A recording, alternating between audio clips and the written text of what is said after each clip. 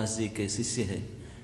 हमारे भगवत गीता में परंपरा में उनका नाम आता है माध्व संप्रदाय। इसलिए हमारे संप्रदाय को ब्रह्म माध्व गौड़ीय संप्रदाय कहते हैं। गौड़ीय संप्रदाय कहते हैं क्योंकि भगवान चैतन्य महाप्रभु ने इस संप्रदाय से 2 महत्वपूर्ण शिक्षाएं को लिए थे।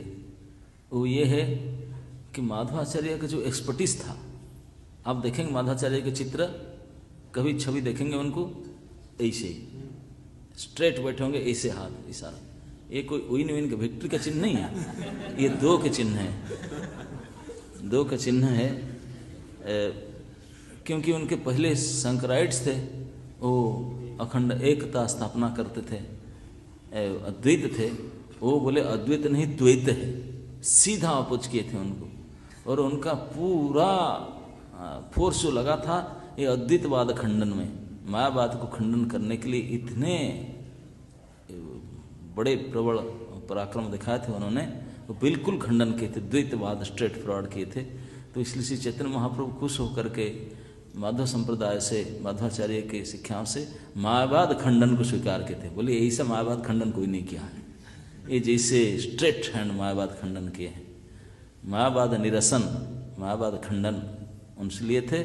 और स्वयं माधवाचार्य ने जो कृष्ण विग्रह की स्थापना की, बड़े अद्भुत कथा है, स्थापना करके उनको स्वयं पूजा किए और अपने अनुयायियों को पूजा किए। मैं बताना, सारे सन्यासी पूजा करते हैं आज तक भी बड़े निष्ठा से। तो महाप्रभु बड़े प्रसन्न हुए थे।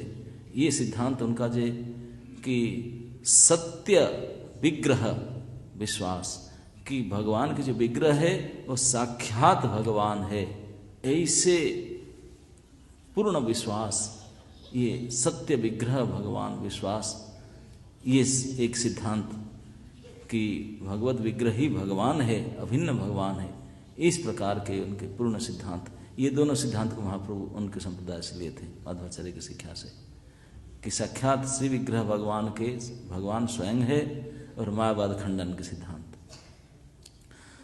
तो Tava kripa hale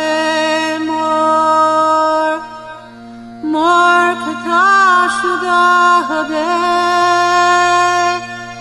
shuniha sabara shoka duka je guchi bhe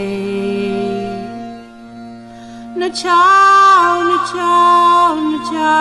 prabhu nachao se mate